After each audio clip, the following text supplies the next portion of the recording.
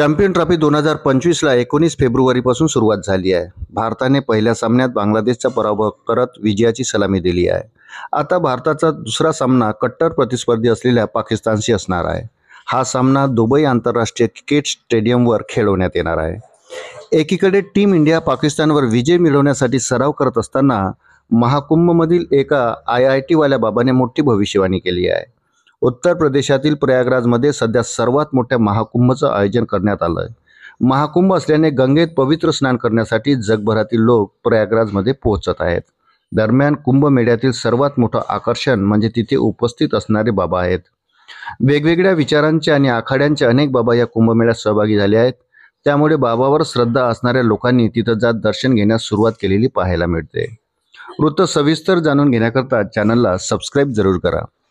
IITमध्ये शिक्षण पूर्ण केलेल्या एका बाबा कुंभमेळ्यात गेल्यानंतर लोकप्रिय झाला. कुंभमेळ्यात या बाबाच्या मोठ्या चर्चाही झाल्या. सोशल मीडियावर नेहमी चर्चेत असलेल्या या बाबाने भारत विरुद्ध पाकिस्तान या सामन्याबाबत हैराण करणारी भविष्यवाणी केली आहे, ज्यामुळे टीम इंडियाचे अनेक चाहते देखील हैराण झाले आहेत. विराट कोहलीला म्हणावं कितीही जोर लाव, पाकिस्तान विरोधात टीम इंडिया जिंकणार नाही म्हणजे नाही, असं या IITian बाबानं म्हटलं आहे. हा व्हिडिओ सोशल मीडियावर तुफान व्हायरल झाला आहे. भारताने चॅम्पियन ट्रॉफीतील पहिल्या सामन्यात बांगलादेशचा 6 विकेट्सने पराभव केला आहे. शुभम गिलच्या शतकी खेळीच्या जोरावर टीम इंडियाने हा विजय मिळवला आहे. प्रथम फलंदाजी करताना बांगलादेशने टीम इंडियासमोर 229 धावाचे लक्ष्य ठेवले होते.